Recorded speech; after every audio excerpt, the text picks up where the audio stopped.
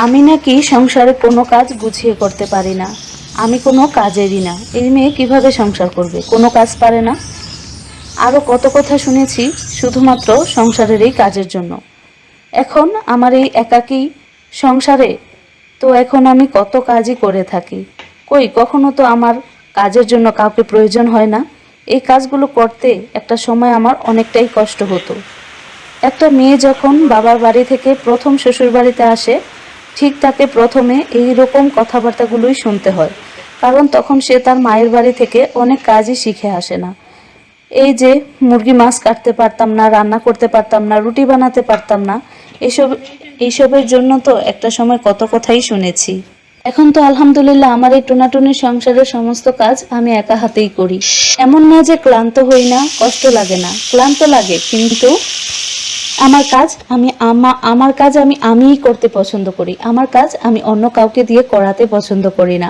আসসালামু আলাইকুম আমার প্রিয় ভিউয়ার্স, আপু ভাইয়ারা, আশা করছি আল্লাহর অশেষ রহমতে আপনারা সবাই অনেক ভালো আছেন। ব্যস্ততার কারণে আপনাদের সাথে লং ভিডিও নিয়ে কয়েকদিনই আসতে পারিনি, ভিডিও শেয়ার করতে পারিনি। তো এই তো আবার চলে এসেছি আপনাদের সাথে আরেকটি নতুন দিনের কাজকর্ম, গল্প, কথা নিয়ে। আশা করছি আজকের ব্লগটি আপনাদের কাছে অনেক ভালো লাগবে। আমি যখন আমাদের বাড়ির আশেপাশের প্রাকৃতিক পরিবেশগুলো আমার ভিডিওতে ফুটিয়ে তোলার চেষ্টা করি, আর আমার এই ভিডিওগুলো দেখতে আপনারা অনেক বেশি পছন্দ করেন, সেটা আপনাদের কমেন্ট দেখলেই বোঝা যায়। তো আমার প্রিয় আপুরা, যারা আমার ভিডিওর এই যে প্রাকৃতিক দৃশ্যগুলা বা পরিবেশের বাহিরে যে দৃশ্যগুলা, গাছপালা, আকাশ, তো আমাদের ক্ষেত খোলা, এগুলা দেখতে যারা পছন্দ করেন, আমিও আপনাদেরকে অনেক পছন্দ করি। তো সব সময় এরকম মিষ্টি মিষ্টি কমেন্ট করবেন। আপনাদের এরকম সুন্দর সুন্দর কমেন্ট আমাকে অনেক বেশি অনুপ্রেরণা দেয়। এই তো আমাদের পেঁপে গাছ থেকে পেঁপে পেড়ে নিয়েছি, তারপর কেটে নিলাম, তারপর ধুয়ে নিলাম, তারপর সেটাকে সিদ্ধ করে নিলাম। এখন হচ্ছে টুটি ফ্রুটি বানাবো। আর এই দিন যেহেতু বর্ষাকাল, এই দিনে কিন্তু পেঁপে গাছের পেঁপে কিন্তু একদমই বড় হতে চায় না। তো আমি সমপরিমাণ পানি আর সমপরিমাণ চিনি দিয়ে শিরা বানিয়ে নিয়েছি, আঠালো ঘন শিরা। আর শিরাটা হচ্ছে অনেকে হচ্ছে টুটি ফ্রুটি মানে পেঁপেটাকে হচ্ছে শিরাতে মানে একটু ঝোল ঝোল রাখে আর কি, মানে শিরাটা অনেকটা পাতলা রাখে। তো তারপর আবার সেই শিরা থেকে মানে পেঁপেটাকে হচ্ছে ছেঁকে রাখে। তো আমি হচ্ছে একদম শুকিয়ে নিয়েছি, তাই আর ছাকা ছাকের ঝামেলা নেই। তো সকালবেলায় হচ্ছে আমি পেঁপেটা পেরে কেটে টুটি ফ্রুটি বানানোর জন্য, এটা হচ্ছে একদিন দুই দিন পরে বানালে কেকটা ভালো হয়। তো আজকে যেহেতু কেক বানাবো, তাই সকাল সকাল টুটি ফ্রুটি বানিয়ে নিলাম। আর আজকে বেশি কিছু রান্না করব না, শরীরটাও বেশি ভালো না।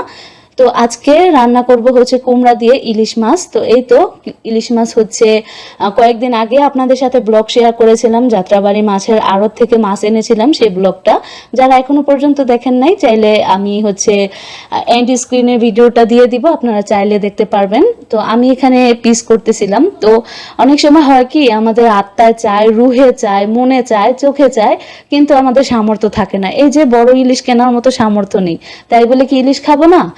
এই তো এই জন্য হচ্ছে এই ইলিশ মাছগুলো আমি খুবই সস্তায় এনেছিলাম। একটা হচ্ছে দোকানদারের হচ্ছে মানে দোকানদার আঙ্কেল হচ্ছে মানে অল্প কয়েকটা 6টা ইলিশ মাছ আমি যে কয়টা আনছি ওই কয়টা নিয়ে বসেছিলেন, ওনার সব ইলিশ বিক্রি হয়ে গিয়েছিল, তো শুধু এই 6টাই ছিল। আর এই মাছগুলো এত বেশি ঘ্রাণ, এত ছোট মাছ, কিন্তু এত ছোট মাছেরও পেট ভরা ডিম ছিল। আর বিশ্বাস করেন, অসম্ভব সুন্দর একটি ঘ্রাণে মাছের পুরো ঘরটা ভরে গিয়েছিল। তো মানে আমি এখন হচ্ছে মিষ্টি কুমড়া দিয়ে ইলিশ মাছ রান্না করব। মানে খুবই মজা ছিল মাছটা খেতে, মাছের ডিমটা আরো বেশি মজা ছিল। তো অনেকদিন পর ইলিশ মাছ খেলাম। সবসময় তো ইলিশ মাছের যে দাম রে ভাই, এখন তো আর ইলিশ মাছ হচ্ছে কিনা যায় না, মানে দেখেই শান্তি, এটা আর মানে খাওয়ার মধ্যে শান্তি নাই, দেখলেই শান্তি লাগে এরকম একটা। তো এই তো যার যেরকম সামর্থ্য তাকে হচ্ছে মানে ওইরকম ভাবেই চলতে হবে। আলহামদুলিল্লাহ, আল্লাহ পাক রাব্বুল আলামিন যেমন রেখেছেন আলহামদুলিল্লাহ ভালোই রেখেছেন। তো এই তো আমি ইলিশ মাছগুলো হলুদ মরিচ সামান্য একটু লবণ দিয়ে হচ্ছে মেখে নিয়েছি। তো এই তো মাছগুলো হচ্ছে এখন ভেজে নিব। 2টা মাছ 3 পিস করে হচ্ছে 6 পিস করে নিয়েছি। 3টা মাছ আর কি, মানে 2টা মাছ হচ্ছে আমি 6 পিস করে নিয়েছি। তো এখন হচ্ছে মাছগুলো ভালো করে উল্টে উল্টে পাল্টে নেড়েচেড়ে হচ্ছে ভেজে নিব। তো মাছগুলো একটু নরম হয়ে গিয়েছিল, তো এই জন্য ইলিশ মাছ কিন্তু প্রচুর নরম একটা মাছ, তো এটা একটু হচ্ছে আগে বের করে রেখে দিলেই হচ্ছে হয়ে যায়। তো আজকে অনেক বেশি মানে গ্যাসের পাওয়ার অনেক বেশি ছিল, তো সবসময় দেখা যায় যে একটা চুলায় রান্না করি, আজকে গ্যাস বেশি থাকায় এই জন্য হচ্ছে আরেক পাশে চুলাতে হচ্ছে ভাত বসিয়ে দিয়েছি। আর আমার ভাতও হচ্ছে প্রায় হয়ে এসেছে, ভাতের মধ্যে বলক চলে এসেছে।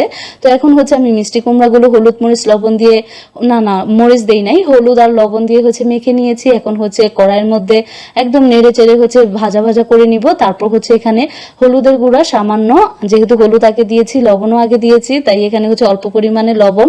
আর মিষ্টি কুমড়া তরকারিতে কিন্তু বেশি একটা ঝাল খাটে না, কারণ কুমড়া একটা মিষ্টি জাতীয় সবজি, এটা খেতে কিন্তু মিষ্টি মিষ্টি হলেই ভালো লাগে। তো এই তো আমি হচ্ছে মিষ্টি কুমড়াগুলোর মধ্যে ময় মশলা দিয়ে কষিয়ে ঝোল দিয়ে দিছি। দেখছিলাম যে কুমড়াটা সিদ্ধ হয়েছে কিনা, হয়নি।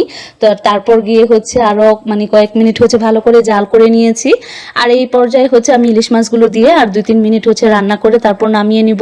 তো আমার প্রিয় ভিউয়ার্স আপু ভাইয়েরা যারা এখনো পর্যন্ত ধৈর্য ধরে আমার ভিডিওটি দেখতেছেন, প্লিজ একটি লাইক দিয়ে আমার পুরো ব্লগটি দেখে নেবেন। আর আশা করি ভিডিও না দেখে শুধুমাত্র টেনে টেনে কয়েক সেকেন্ড দেখে কমেন্ট করে যাবেন না, এটা কিন্তু আপনাদের চ্যানেলেরও ক্ষতি আর আমার চ্যানেলেরও ক্ষতি। প্লিজ কেউ এরকম করবেন না। যদি দেখার হয় তাহলে পুরো ভিডিওটা দেখুন, বা অর্ধেকটা দেখুন, বা বেশি অর্ধেকটা দেখুন, কিন্তু এরকম ভাবে টেনে টেনে হচ্ছে ভিডিও দেখে বা না দেখেই শুধু একটা কমেন্ট করে চলে যাবেন না। আর এরকম করলে কিন্তু বোঝাই যায় কে এরকমটা করতেছে। তো এই তো আমি কিন্তু আপনাদের সবার ভিডিও পুরোটাই ওয়াচ করি, পুরোটাই দেখার চেষ্টা করি। আর কারণ আমার বাসায় ওয়াইফাই আছে, তো আমি হচ্ছে ভিডিও অনেক সময় দেখা যায় যে আমি একটা কাজ করতেছি, সবজি কাটতেছি, হয়তো কোনো একটা আপুর ব্লগ ছেড়ে মানে কাজটা করতেছি, বা অন্য কোনো আমি কাপড় চোপড় ভাঁজ করতেছি, বা অন্য যে কোনো কাজ করতেছি। তো তখন হচ্ছে দেখা যায় আমি আপনাদের হচ্ছে ব্লগ ছেড়ে দিয়ে মোবাইলে শুনতে থাকি। অনেক সময় দেখা যায় যে মানে চোখটা আমার অন্যদিকে ব্যস্ত, কিন্তু কানটা আপনাদের কথার দিকে দিয়ে রাখি। এরকম হয়, অনেক সময় ব্যস্ত থাকি, তো অনেক কাজই তো সংসারে করতে হয়। সংসার ছোট হোক আর বড় হোক, সংসার কিন্তু অনেক রকমের কাজ থাকে। তো তরকারিটা অনেক বেশি মজা হয়েছিল, আর মাছের ঘ্রাণ তো গতকালকে হচ্ছে পাঙ্গাস মাছ রান্না করছিল আলু দিয়ে ভেজে, মা রান্না করছিল। তো আমি তো আলু খাই না, খুব কম খাই, তো এই জন্য হচ্ছে আপনাদের ভাইয়া বলতেছিল নাও তুমি মাছটা রেখে দাও, আমি হচ্ছে আলুগুলো খেয়ে ফেলবো। তার আবার হচ্ছে আলু খুবই পছন্দ, আর আমি কিন্তু মাছের কাঁটা বেছে খেতে মানে খুবই ভয় পাই। তো এই তো দুপুরবেলা খাওয়া দাওয়া শেষ করে আর এখন হচ্ছে কেক বানাতে চলে যাব। একটা সময় ছিল 2017 সালে 18 সালে, যখন আমার কেক বানানোর অনেক প্যারা ছিল আর কি, মানে আমি শুধু কেক বানাইতাম। তো তখন হচ্ছে মাত্র 40 টাকা কেজি চিনি ছিল, আর এখন হচ্ছে 130-140 টাকা কেজি চিনি। তো এই তো আমি হচ্ছে এখন কেক বানাবো, আর আজকে হচ্ছে ভ্যানিলা ফ্লেভারের হচ্ছে টুটি ফ্রুটি দিয়ে মানে ড্রাই ফ্রুটস কেক বানাবো, আর এটা খুবই মানে সফট একটা কেক হবে। তো এই জন্য হচ্ছে আমি প্রথমে 4টা ডিম নিয়ে নিছি। তো এক একটা ডিমের ওজন মনে হয় যে 50-55 গ্রামের মতো হবে, তো 220 গ্রামের মতন হবে 4টা ডিম। তো ডিম যেই পরিমাণে নিয়েছি, তো ঠিক সেই পরিমাণেই হচ্ছে আমি আটা নিয়ে নিছি। আমি সবসময় আটা দিয়েই হচ্ছে মানে বানাই। তো এই তো প্রথমে হচ্ছে আমি শুকনো উপকরণগুলো হচ্ছে চেলে নিছি। তো এখানে হচ্ছে আমি 2.5 কাপ হচ্ছে আটা নিয়ে নিছি। তো 2 কাপই নিতাম, তারপর সামান্য একটু বেশি নিয়েছি, মানে 1 কাপের 3 ভাগের 1 কাপ আরেক ভাগ নিয়েছি, আরেকবার নিয়েছি আর কি। আর তারপর হচ্ছে আমি 1 টেবিল চামচ কর্নফ্লাওয়ার নিয়েছি, আর হচ্ছে 20 টাকা দামি 2টা গুঁড়া দুধের প্যাকেটে যেই পরিমাণ থাকে 20 গ্রাম থাকে, এক একটা প্যাকেটে হচ্ছে 10 গ্রাম করে থাকে। তো এখানে হচ্ছে আমি একটু গুঁড়া দুধটা বেশি দিয়েছি, 3-4 চামচ পরিমাণ আমি দিয়ে দিয়েছি, কারণ আমার কাছে কেকের মধ্যে হচ্ছে গুঁড়া দুধের ফ্লেভারটা খুব ভালো লাগে। বক্সের মধ্যে ছিল, আমি ঢেলে নিয়ে নিয়েছি। তারপর 1 চিমটি লবণ নিয়েছি, 1 চিমটি হচ্ছে বেকিং সোডা নিয়েছি, আর 1 চা চামচ পরিমাণ হচ্ছে 1 চা চামচের একটু কম হচ্ছে আমি বেকিং পাউডার নিয়েছি। আপনারা যেই পরিমাণ ডিম নেবেন ওই পরিমাণ হচ্ছে ময়দা নেওয়ার চেষ্টা করবেন, তাহলে কেকটা খুব সুন্দর হবে আর সফট হবে। আর আপনারা যদি ডিম কম নেন আর হচ্ছে ময়দার পরিমাণ বেশি নেন, তাহলে কিন্তু কেকটা হার্ড হবে। আর এই তো আমি সবসময় এইভাবেই কেক বানাই। তো একটা সময় ছিল যখন হচ্ছে আমার মানে কেক বানাতে খুবই ভালো লাগতো, আমি হচ্ছে এক্সপার্টের মতো হয়ে গিয়েছিলাম তখন। 17-18 সালে ইউটিউবে এরকম কেকের ভিডিও অ্যাভেলেবেল ছিল না। আবার দেখা যায় যে মানে সব কিছু হাতের কাছে, এখন যেমন বিবু ক্রিম, বিভিন্ন রকম উইপিং ক্রিম হচ্ছে একদম রেডি টু মানে বানানোর জন্য রেডি টু কুক থাকে আর কি, তখন কিন্তু এরকম ছিল না। তো আমার আব্বু যেহেতু তখন ঢাকা থাকতো, তো আব্বুকে দিয়ে হচ্ছে আমি সুপার শপ থেকে বাটার, তারপর হচ্ছে হুইপ ক্রিম, তারপর ডার্ক চকলেট, হোয়াইট চকলেট এগুলো আনাতাম। যখন আব্বু আসতো তখন বলে দিতাম। তো এই তো এখানে হচ্ছে আমি ডিমের সাথে পরিমাণ মতো চিনি নিয়ে নিয়েছি, 2 কাপ পরিমাণ চিনি নিয়ে নিয়েছি। আর আমি শুকনো উপকরণগুলো চেলে এক সাইডে রেখে দিয়েছিলাম। ডিম আর চিনিটা হচ্ছে আমি ভালো করে হচ্ছে ব্লেন্ড করে নিয়েছি। আর এই কেকটার জন্য, এই কেক বানানোর জন্য আলাদা করে ডিম আর ডিমের সাদা অংশ আর কুসুম আলাদা করতে হবে না, একসাথে মিক্স করে নিলেই হয়ে যায়। আর এটাতে হচ্ছে কি দেখা যায় মানে আলাদাভাবে আপনারা এই কেক বানালে, ড্রাই ফ্রুটস কেক বানালে কখনোই ডিমের ফোম করে নেবেন না। এটাকে হচ্ছে হালকা বিট করবেন ততক্ষণ পর্যন্ত যতক্ষণ পর্যন্ত না চিনিটা গলে যায়। আর আর এই কেকে হচ্ছে আইসিং সুগারও দেওয়ার প্রয়োজন নেই, নর্মাল যে চিনিটা থাকে দানাদার ওইটা দিলেই হচ্ছে ওইটা 3-4 মিনিট বা 4-5 মিনিটের 3-4 মিনিটের মতো বিট করলেই ইলেকট্রিক বিটার দিয়ে হচ্ছে দেখা যায় যে চিনিটা যতক্ষণ না গলে যাবে ঠিক ততক্ষণ পর্যন্ত বিট করে নেবেন। আর তারপর হচ্ছে সবকিছু মিলিয়ে নেবেন। আর আমি এখানে হচ্ছে পরিমাণ মতো ভ্যানিলা এসেন্স দিয়ে দিয়েছিলাম। আর তারপর আমি হচ্ছে বাদাম দিয়ে দিয়েছি। আপনাদের ঘরে যেই ধরনের বাদাম থাকে, বাদাম, মুরব্বা, কিশমিশ এগুলো দিতে পারেন, খেজুরও দিতে পারেন। তো আমি আজকে টুটি ফ্রুটি তো সকালবেলা বানিয়েছি, ওইগুলো দিয়েছিলাম। আর হচ্ছে বাদাম দিয়েছিলাম, চীনা বাদাম ছিল ঘরে ভাজা, সেটাকে হচ্ছে খোসা ছাড়িয়ে হচ্ছে ফাটিয়ে হচ্ছে কেকের মধ্যে দিয়ে হচ্ছে কেকটাকে আমি হচ্ছে 10 মিনিট আগে একটা স্ট্যান্ড বসিয়ে একটা মোটা তলাযুক্ত হাঁড়িতে হচ্ছে আমি হাঁড়িটা 10 মিনিট আগে গ্যাসের চুলার মধ্যে হচ্ছে লো হিটে বসায় রাখছিলাম যাতে গরম হয়ে, ঢেকে দিয়েছিলাম। আর মাটির সরা দিয়ে ঢাকলে তাপটা অনেকক্ষণ পর্যন্ত ধরে রাখে।